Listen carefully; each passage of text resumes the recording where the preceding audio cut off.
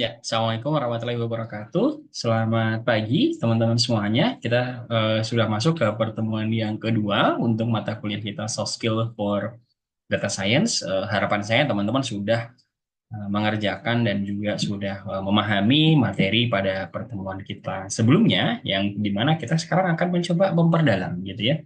Nah, di pertemuan yang kedua ini saya ingin membahas mengenai critical thinking ya. Kita akan mencoba memperdalam apa itu critical thinking serta kalau di pertemuan minggu lalu kita sudah mengenal contoh-contohnya gitu ya. Nah, kita di pertemuan kali ini kita akan mencoba membawa kepada bagaimana kita memiliki kemampuan dan membekali diri supaya kita bisa memperoleh critical thinking yang maksimal sebagai salah satu bentuk soft skill dari teman-teman sebagai seorang data scientist.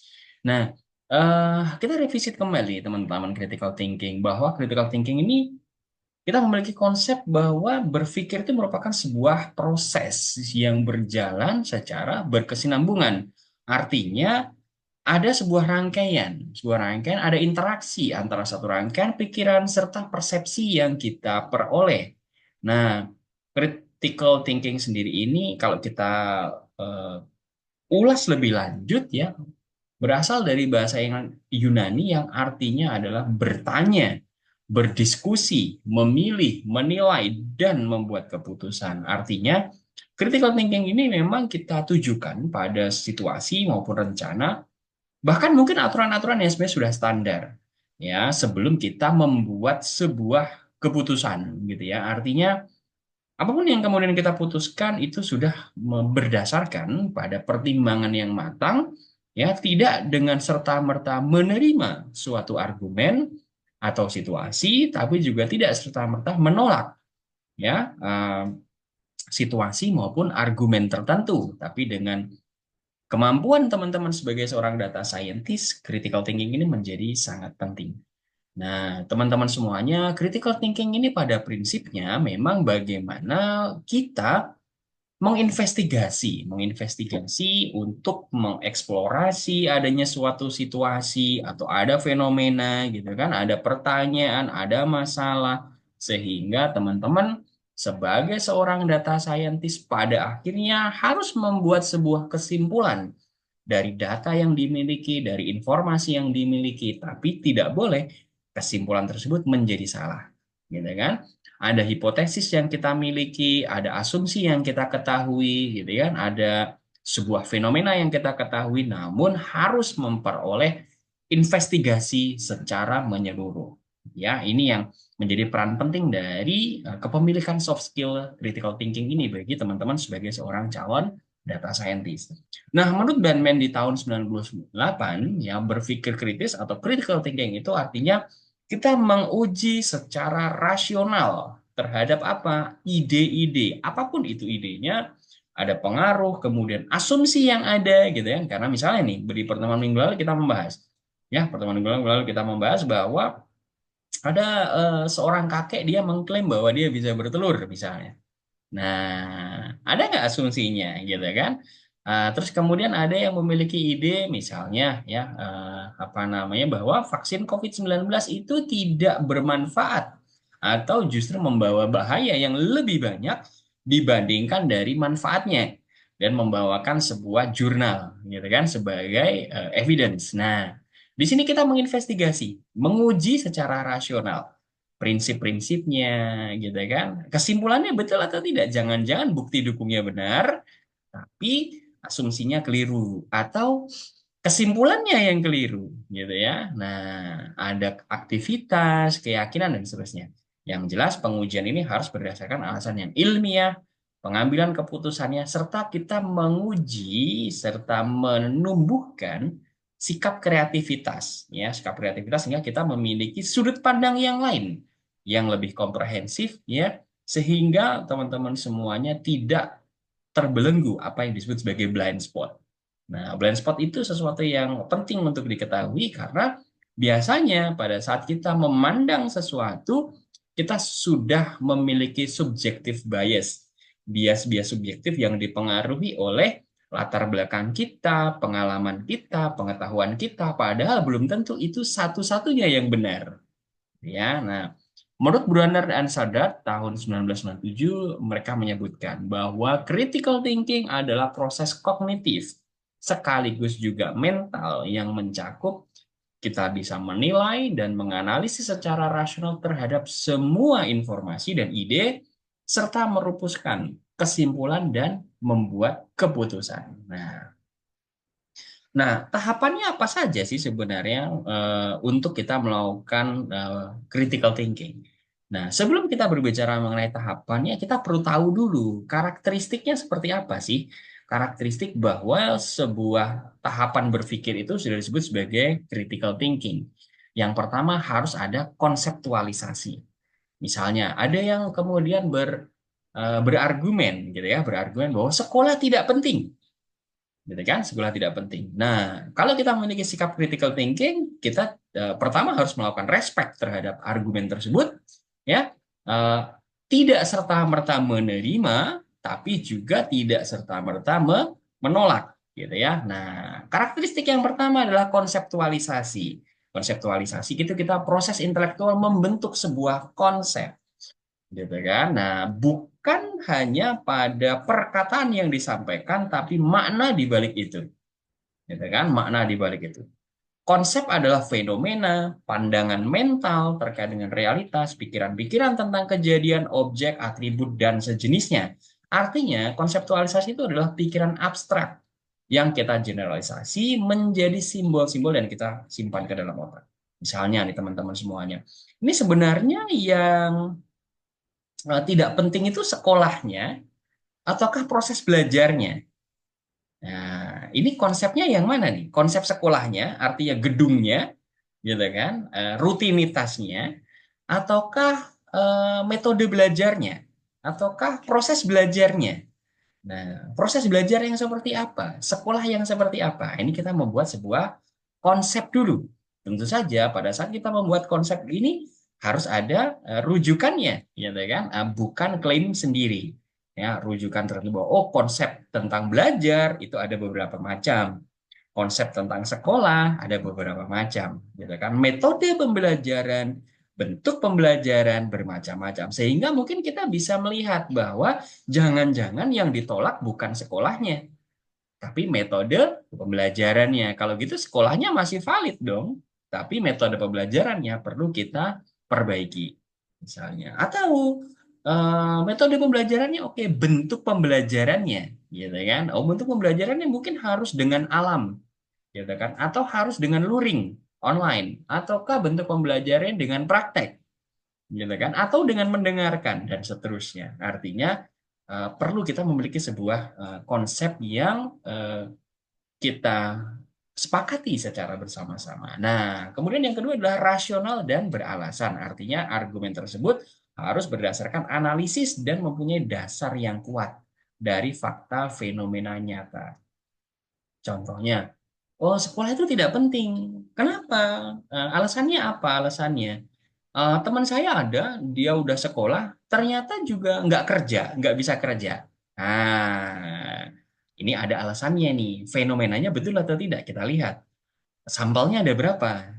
Nah, dari 270 juta penduduk Indonesia, ada berapa sampel yang diambil untuk mengambil kesimpulan itu? Yang pertama. Yang kedua, misalnya, apakah orang tersebut yang menjadi contoh tadi, dia memang tidak bekerja karena tidak diterima pekerjaan, ataukah karena memang dia sendiri merasa tidak ingin bekerja karena uangnya masih banyak misalnya, atau karena merasa tidak memiliki passion pada lapangan pekerjaan yang ditawarkan, gitu ya. Nah, kemudian ataukah jangan-jangan gitu ya, jangan-jangan orang tersebut sebenarnya bekerja, tapi kita nggak lihat. Nah, definisi dia bekerja, konsep dia bekerja berbeda dengan konsep kita bekerja.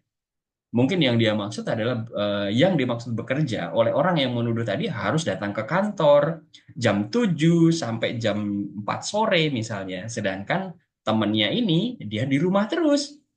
Nah, padahal ada pekerjaan yang namanya remote working. Ya, ada yang namanya freelance, ada yang namanya self employment, ada yang namanya entrepreneurship ya, misalnya dan seperti itu ya. Nah, Sehingga kita coba rasionalisasi argumennya seperti apa, kita analisis dengan baik. Kemudian reflektif. Reflektif itu artinya bahwa seorang pemikir kritis tidak menggunakan asumsi atau persepsi dalam berpikir dan mengambil keputusan, tapi juga bertekad gitu ya, menyediakan waktu untuk menginvestigasi, mengumpulkan data dan menganalisis sesuai dengan disiplin ilmunya, gitu kan, teman-teman, sebagai seorang calon data scientist gitu ya. Ada orang yang kemudian ditemukan misalnya ya, kemudian mendapatkan penyakit yang berbahaya justru setelah mendapatkan vaksin COVID-19 seperti yang kita bahas di pertemuan minggu lalu misalnya ya. Nah, kita kumpulkan dulu datanya gitu kan, kita analisis, oh ternyata menurut data yang terkumpul ya, apa yang sudah diteliti oleh orang sebelumnya gitu ya, bahwa ternyata terjadi adanya komorbid misalnya. Ya, nah, oh ini berarti bukan karena COVID-19-nya, tapi karena komorbidnya misalnya. Jadi kita memang menyediakan waktu, tidak hanya langsung menggunakan asumsi ya pada saat kita memperoleh argumen tertentu. Nah, kemudian karakteristik berpikir kritis berikutnya adalah ini adalah bagian dari sikap. Ya, artinya tidak karena wah saya berpikir kritis karena orang itu yang bicara. Kalau orang lain saya terima, tapi kalau dia saya nggak mau. Ya, padahal ini harus merupakan sebagian dari sebuah sikap di mana kita bersikap berhati-hati ya dalam mengambil keputusan, dalam mengambil kesimpulan, namun harus menganalisis dengan baik semua aspeknya dan mengumpulkan bukti-bukti yang kuat. Ya, kemudian kemandirian berpikir artinya seseorang tidak mudah untuk didoktrinasi dengan sesuatu yang salah, tapi menggunakan kecerdasannya, kemandirian berpikirnya, sehingga bisa tidak hanya secara pasif, tapi juga aktif untuk memutuskan apakah suatu argumen itu benar atau salah berdasarkan kemampuan dia sebagai seorang data scientist. Nah, berikutnya adalah karakteristiknya adalah berpikir adil dan terbuka. Artinya, kita sudah sering melihat banyak kasus di mana bahwa jawaban yang benar tidak hanya satu, gitu ya. Jawaban yang benar tidak hanya satu, tapi bisa saja jawaban benar lebih dari satu. Sehingga perlu di sini berpikir adil dan terbuka bahwa bisa saja ada argumen atau ide yang berlawanan dengan apa yang kita yakini, tapi itu juga benar. Bukan berarti punya kita salah, tapi dua-duanya benar misalnya, atau tiga-tiganya benar, atau empat-empatnya benar. Nah, sehingga menjadi lebih open mind ya, berpikir adil dan terbuka. Kemudian berikutnya adalah kita mengambil keputusan berdasarkan apa yang kita yakini setelah kita melakukan evaluasi atas argumen atau kesimpulan, kita menciptakan sebuah pemikiran baru atau alternatif solusi yang akan kita ambil, sehingga kemudian kita mengambil keputusan berdasarkan apa yang sudah kita lakukan dan kita yakini. Nah, sehingga menurut Wade di tahun 1995, karakteristik berpikir kritis itu ada beberapa tahapan sekaligus karakteristiknya. Yang pertama adalah kita perlu untuk merumuskan pertanyaan. Merumuskan pertanyaan itu artinya menanyakan, mengkonfirmasi apakah suatu fenomena, apakah suatu argumen itu valid atau tidak. Kemudian kita mencoba membatasi permasalahan, gitu ya. Kemudian tahapan berikutnya adalah menguji dengan data-data yang ada. Tahapan berikutnya adalah menganalisis berbagai jenis pendapat atau penjelasan yang tersedia. Lalu menghindari, ini yang penting, menghindari pertimbangan yang emosional. Supaya apa? Kita bisa memutuskan secara logis, kita bisa mengambil kesimpulan secara ilmiah, gitu ya, tidak berdasarkan bias atau bias secara emosi. Menghindari penyederhanaan berlebihan, misalnya contohnya, sekolah kan sebenarnya apa yang dipelajari di sekolah cukup selesai dalam 15 menit kita menonton di YouTube. Nah, ini penyederhanaan secara berlebihan, misalnya. Ya, kemudian mempertimbangkan berbagai jenis interpretasi bahwa tadi bisa saja ada beberapa sudut pandang. Ya, bukan berarti bahwa satu kesimpulan itu benar, lalu kesimpulan yang lain pasti salah. Bisa saja sudut pandang yang berbeda kemudian menghasilkan kesimpulan yang berbeda tapi juga benar. Ya, yang terakhir adalah kita perlu untuk mentoleransi adanya ambiguitas. Bisa saja ketidakpahaman atau kekeliruan memahami oleh pihak lain. Karena ambigu pernyataannya. Nah, teman-teman sekalian ya bahwa tahapan untuk kita ya memiliki kemampuan untuk critical thinking ini menjadi penting tidak hanya untuk tahu apa itu critical thinking, tapi bagaimana kita bisa memiliki sikap tersebut. Ya, sikap tersebut. Misalnya nih contohnya, teman-teman bekerja di suatu perusahaan, ya, di suatu perusahaan. Pada suatu waktu perusahaan tersebut mengalami kerugian, gitu kan, kerugian. Ada beberapa pendapat yang beredar. Yang pertama adalah iya iya nih karena sekarang masyarakat sudah berubah. Satu, dari konsumennya masyarakat sudah berubah. Atau yang kedua, karena kompetitornya bikin promo gila-gilaan, ya jadi kalah oleh kompetitornya. Atau yang ketiga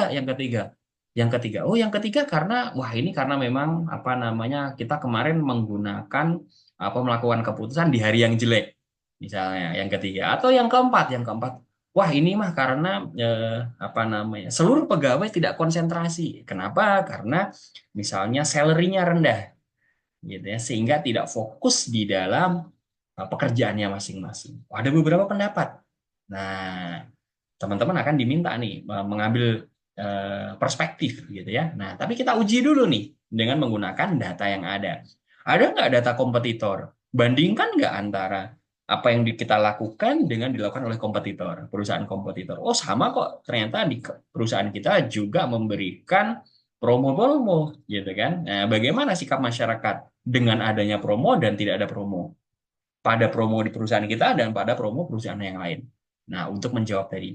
Kemudian, apakah salary-nya gitu? Apakah salary di perusahaan kita dan perusahaan kompetitor berbeda jauh atau tidak? Berbeda signifikan atau tidak? Nah, misalnya begitu. Kalau tidak, loh berarti bukan itu dong sebabnya. Gitu ya. Terus kemudian, oh karena masyarakat nih, karena masyarakat sudah berubah. Nah, kalau masyarakat berubah, dia berubah kemana? Oh, sekarang dia ternyata tidak menyukai produk yang seperti yang kita miliki, tapi sudah beralih ke jenis produk yang lain sehingga konsumennya udah berubah. Betul atau tidak? Nah, kita cek bagaimana penjualan di produk kita dibandingkan dengan produk yang lain, bukan kompetitor, tapi produk yang lain yang memang benar-benar berbeda. Mungkin orang biasanya sudah memasak menggunakan panci, tapi sekarang misalnya orang ada yang sudah memasak menggunakan rice cooker, ada lagi yang kemudian wah saya cukup menggunakan nasi instan misalnya dan seterusnya. Apakah betul karena itu? Nah, untuk mendalami hal itu, maka memang perlu sekali kita mempelajarinya ya teman-teman semuanya. Nah, di dalam mata kuliah ini nanti kita memang akan mencoba ya bagaimana teman-teman ya bisa memiliki pengalaman belajar yang baik. Ya, pengalaman belajar yang baik selalu diraih mulai berbentuk piramida. Artinya tahapan yang paling rendah adalah reading ya. Dengan reading mungkin teman-teman hanya akan memperoleh memorisasi di 10%. Gitu kan? Nah, tingkat keterlibatannya hanya secara verbal atau pasif, gitu ya. Kemudian mendengarkan seperti teman-teman saat ini misalnya, ya itu 20%. Ya, ini masih verbal dan masih pasif. Kemudian menonton video, oh sudah lebih lebih banyak karena sekaligus antara mendengarkan dan melihat. Ya, ada dua panca indera di sini yang digunakan. 30% memorisasinya masih di verbal mengarah ke visual receiving, masih pasif berusaha untuk aktif gitu kan. Kemudian menonton demonstrasi ya dan seterusnya, gantian nanti misalnya teman-teman yang memberikan presentasi misalnya atau langsung praktek sesuatu. Ketika kita sudah praktek sesuatu maka tingkat memorisasinya sudah 90%, sudah aktif tingkat keterlibatannya dan ini sudah tidak hanya participating tapi sudah doing. Semakin ke bawah gitu ya, maka pengalaman belajar kita menjadi semakin penting. Nah, di sini juga critical thinking itu akan mempengaruhi gitu ya. Ketika teman-teman mengambil keputusan hanya berdasarkan apa yang dibaca, apa yang didengar, apa yang dilihat dibandingkan dengan teman-teman sudah memiliki pengalaman langsung di bidang itu. Oh tidak, saya sudah pernah meneliti mengenai dan terlibat langsung misalnya terkait dengan vaksin COVID-19.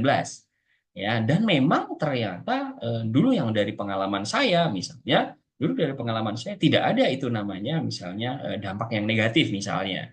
Gitu kan? Nah, ini kan sudah pernah tidak hanya memori, tapi sudah pernah melakukannya, ya, terlibat, berpartisipasi, sehingga level critical thinking teman-teman akan menjadi naik, ya. Nah, oke. Nah, di sini teman-teman ada banyak metode pembelajaran sehingga yang bisa nantinya itu menjadi bekal bagi teman-teman semuanya bagaimana memperoleh critical thinking yang terbaik. Ada setidaknya ada 9 metode pembelajaran. Yang pertama adalah small group discussion, di mana nanti akan bisa dibentuk diskusi di dalam kelompok-kelompok kecil yang prinsipnya adalah hanya berbagi pengetahuan, pengalaman maupun kemampuan komunikasi. Lalu ada role play dan simulasi, artinya bermain peran, gitu ya. Bagaimana misalnya seseorang bersikap atau bermain peran sebagai pelanggan, kemudian yang satu lagi adalah sebagai marketer, kemudian satu lagi adalah inovator untuk data science, misalnya. Bagaimana kita meyakinkan. Nah, ini ada role play. Kemudian discovery learning, ini kita menelusuri, membuktikan, meneliti, gitu ya. Nah, self directed learning itu adalah berdasarkan pengalaman sendiri, ya, pengalaman sendiri, autodidak, gitu ya. Cooperative learning ini dan collaborative learning itu adalah tugas kelompok, berkelompok. Berbedanya adalah kalau di cooperative learning di dalam satu tim itu tugasnya sama semua, ya, tugasnya sama semua. Artinya paralel, tugasnya sama semua. Kamu mengerjakan apa namanya bagian A, gitu kan? Ada bagian A, bagian B, bagian C, bagian D, dan seterusnya. Tapi semua bagian itu sama. Nah, masing-masing mengerjakan tugas yang sama untuk mencapai tujuan bersama. Jadi dibagi rata. Ya, cooperative learning namanya. Tapi kalau collaborative learning, tujuannya sama, tapi tugasnya beda-beda. Oh, kamu yang bagian ngumpulin data, saya yang melakukan pengolahan, saya yang melakukan analisis, kemudian yang lain misalnya membuat laporan, yang lain membuat diseminasi, dan membuat pemodelan misalnya. Nah, ini collaborative learning. Contextual learning adalah, nah, kita belajar mengenai konteks yang asli, doing the real thing. Nah, project based learning di sini belajar melalui sebuah project, ya, project besar yang kemudian ada target dan ada perencanaannya. Nah, masing-masing metode pembelajaran ini akan mengasah teman-teman semuanya dalam memperoleh critical thinking yang terbaik. Problem based learning, nah, nanti ini contohnya sama seperti misalnya saya berikan sebuah problem, coba dipecahkan. Bagaimana nih nanti kita melakukan penelusuran, kemudian penyelidikan dan penelitian sehingga solusinya bisa diperoleh. Nah, di dalam collaborative learning, ya, ada beberapa konsep belajar di mana sebenarnya rekan-rekan mahasiswa nanti bisa belajar dalam sebuah interaksi sosial dalam kelompok kecil. Pikirannya pasti homo heterogen, bisa saling bertukar pikiran, kemudian bisa menghormati pikiran orang lain, dan yang terutama adalah membuka wawasan bahwa ada perspektif lain. Ya, ada perspektif lain. Kemudian ini akan mengasah critical thinking, karena ternyata ada perspektif lain. Perspektif lain berdasarkan apa pengalaman dan pengetahuan masing-masing. Peran dosen nanti sebagai pendamping dan motivator. Nah, dari sini sebenarnya berpikir kritis itu atau critical thinking itu merupakan bagian dari orde berpikir level tinggi, karena tidak semua orang bisa berpikir kritis. Ya, higher order thinking skill atau HOTS, di mana prinsipnya ada berpikir kritis, critical thinking, creative thinking, kemudian problem solving, dan decision making atau membuat keputusan. Ini menurut beberapa peneliti sebelumnya, menurut King 2012, Peters 2005, Tomei 2005, dan Lewis and Smith tahun 93, dan Arthur and Salmon tahun 1987. Ya, ini adalah contoh-contoh dari high order thinking skill. Artinya ini sesuatu yang menunjukkan kualitas dari teman-teman semuanya karena sudah di level yang lebih tinggi di dalam berpikir karena sudah bisa berpikir kritis, gitu ya, di sini. Nah, apa yang membedakan antara pembelajaran dan kerangka berpikir dan skill berpikir level rendah dan level tinggi, lower order thinking skill atau LOTS, dan higher order thinking skill atau HOTS?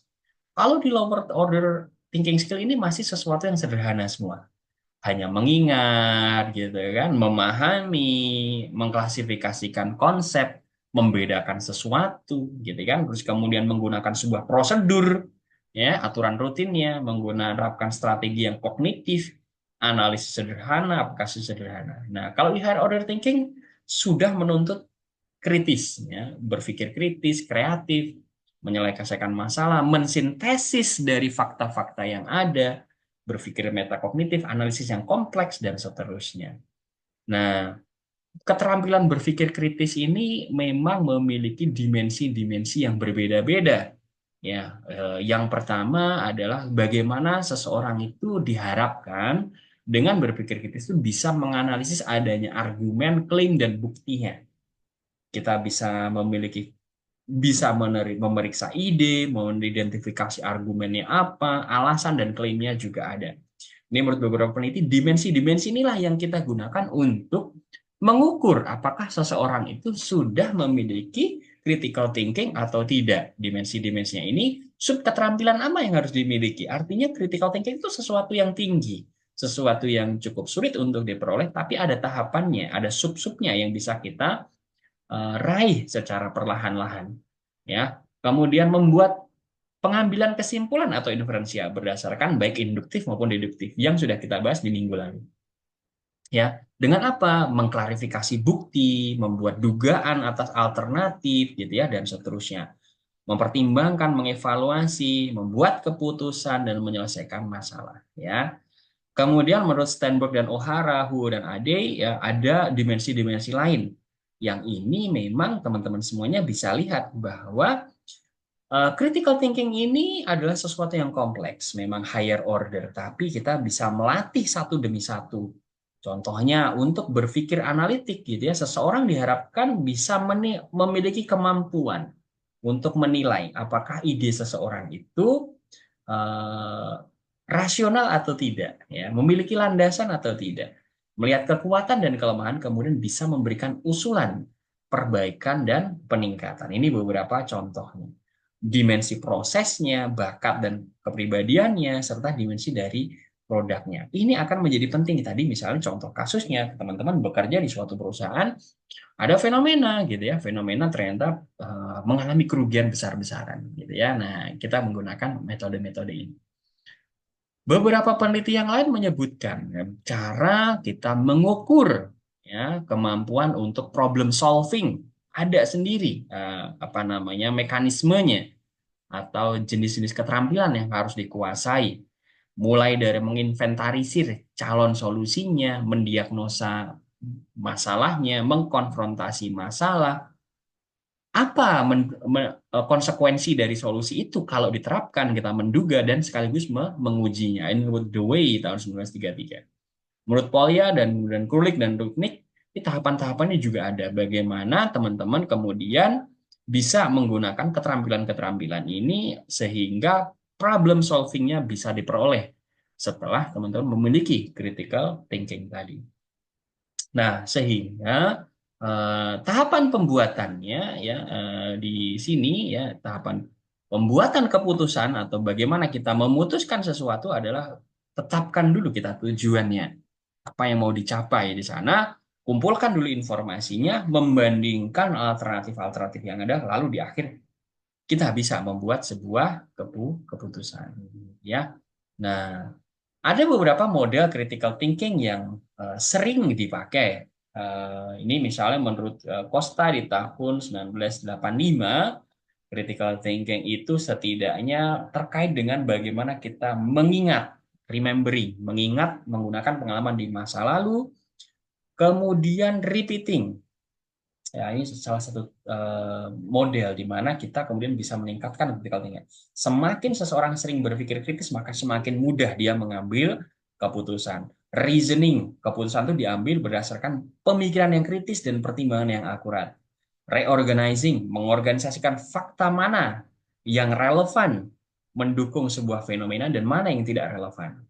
Relating, menemukan relasi antar fenomena, connecting the dots, gitu ya. Apakah antara satu fenomena itu berkaitan dengan fenomena yang lain ataukah dia independen? Ya, kemudian reflecting, menganalisa kembali secara hati-hati. Wah, ini kayaknya perusahaan kita itu penjualannya anjlok itu gara-gara terjadinya apa namanya impor besar-besaran misalnya. Ada dua fakta. penurunan penjualan perusahaan kita, kemudian ada impor besar-besaran, ada fakta, ada fenomena, apakah ini berkaitan atau tidak? Nah, ini diperlukan critical thinking. Kita kumpulkan datanya, kemudian kita uji secara statistik, misalnya, ya.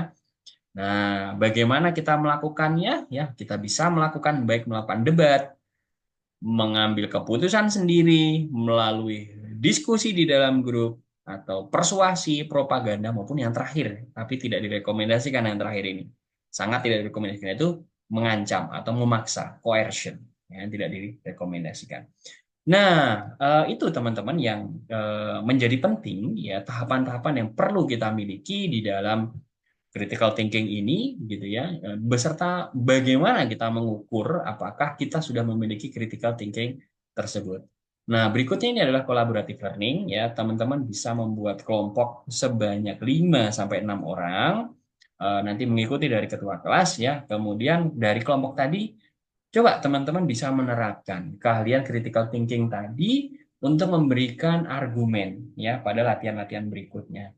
Misalnya nanti kita akan menyampaikan misalnya, wah teman-teman semuanya disajikan beberapa fakta-fakta, disajikan beberapa fenomena-fenomena, kemudian teman-teman tidak harus menerima, tidak harus menolak, tapi dikritisi, ya, menerapkan keahlian critical thinking tadi dalam memberikan argumen beserta bukti-bukti dukungnya. Nah, contoh yang pertama, ini dari Watson and Glasser model, ini contoh berpikir kritis untuk menelaah sebuah pengambilan keputusan atau kesimpulan inferensi. Contohnya, ada sebuah pernyataan, sebuah kendaraan akan sulit berjalan di lumpur. Ya, silakan nanti dibahas bersama teman-teman sekelompok. Sebuah kendaraan akan sulit berjalan di lumpur karena koefisien gesekan antara ban dengan lumpur sangat kecil. Jika kendaraan dipaksa untuk menempuh jalan berlumpur, maka kemungkinan besar kendaraan akan terperosok di dalam lumpur tadi. Ya kan? Apakah betul seperti ini? Salah satu cara yang digunakan agar kendaraan dapat bergerak lebih mudah di daerah berlumpur adalah menggunakan ban dengan bagian luar yang kasar. Ini sebuah pernyataan. Nah, dari sini kita mencoba membuat inferensi. Ada 3 inferensi yang kita buat. Nah, nanti silakan teman-teman didiskusikan. Gunakan critical thinking-nya. Apakah setiap inferensi ini pasti benar, mungkin benar, tidak cukup bukti untuk menyimpulkan, atau mungkin salah, atau pasti salah. Gitu ya. Inferensi yang pertama adalah, oh, suatu kendaraan tidak boleh digunakan untuk berjalan di daerah lumpur. Inferensi yang pertama. Pasti benar, mungkin benar, tidak cukup data, atau mungkin salah, atau pasti salah. Ya. Invensi yang kedua, kendaraan yang berjalan di daerah tertentu yang berlumpur dapat terperosok ke dalam lumpur. Bagaimana seperti ini? Invensi yang ketiga, kendaraan yang memiliki ban dengan bagian luar kasar dapat bergerak dengan mudah di semua kondisi jalan dibandingkan dengan kendaraan dengan ban yang licin. Pasti benarkah? Ya, nah. Kemudian ini contoh yang kedua, collaborative learning kedua ini jadi contoh dari Ennis model. Ada pernyataan seperti ini teman-teman semuanya. Pertambahan jumlah penduduk dan pembangunan di Jakarta menyebabkan naiknya kebutuhan air bersih. Satu, permasalahan muncul ketika terjadi penyedotan air tanah besar-besaran oleh industri, mal, dan pemukiman. Hal tersebut menyebabkan penurunan drastis permukaan air tanah. Pada saat ini, di kota Jakarta diperkirakan tanah turun 5-7 cm setiap tahun. Penyedotan air tanah ini menyebabkan adanya rongga di dalam tanah sehingga tanah yang berada di atasnya turun mengisi rongga-rongga tersebut. Nah, ini ada sebuah argumen. Kemukakan pendapat kalian terkait argumen yang sudah disampaikan ini berdasarkan paparan yang tadi saya sampaikan. Penyedotan air tanah oleh perhotelan dan mal secara besar-besaran menyebabkan permukaan tanah menjadi turun di daerah Jakarta Pusat. Sedangkan di daerah Jakarta Selatan tidak terjadi penurunan tanah. Apakah ini kesimpulan yang benar? Pasti benar, mungkin benar, tidak cukup bukti, atau seperti apa? Oke. Silakan didiskusikan. Kemudian saya ingin memberikan contoh yang ketiga ini dari Kiloran Model. Ya, ini saya berikan satu data hasil polling terhadap 1.000 pemirsa tentang acara yang paling disukai di salah satu stasiun TV. Diperoleh data yang disajikan dalam diagram lingkaran ini. Kuis 10%, sinetron 25%, berita 15%, olahraga, infotainment 20%, musik 13%. Maka dengan informasi yang disajikan ini bisa dibuat penafsiran bahwa, nah, apakah penafsirannya ini pasti benar? Mungkin benar atau tidak cukup bukti? Atau pasti salah atau mungkin salah? Acara yang disukai oleh pemirsa adalah acara sinetron, infotainment, berita, musik, dan kuis. Sedangkan acara olahraga tidak ada peminatnya. Betul atau salah? Jumlah pemirsa yang memilih acara sinetron, infotainment, berita, musik, dan kuis berjumlah 830 orang. Betul atau salah? Jika hasil perolehan persentase jumlah pemirsa acara sinetron, infotainment, dan olahraga dihitung, maka sisa jumlah pemirsa yang tidak memilih program tersebut banyak 550 orang. Betul atau salah? Ya. Program sinetron memiliki jumlah pemirsa terbanyak berjumlah 450 orang. Betul atau salah? Nah, ini contoh bagaimana teman-teman menganalisa ya argumen-argumen yang diberikan, kemudian memutuskan apakah argumen tersebut valid atau tidak. Gunakan kemampuan critical thinking teman-teman sekalian. Nah, saya rasa mungkin cukup untuk pertemuan kali ini. Jika nanti ada pertanyaan dari teman-teman semuanya, saya persilahkan. Saya tutup dulu sampai di sini. Selamat pagi. Assalamualaikum warahmatullahi wabarakatuh.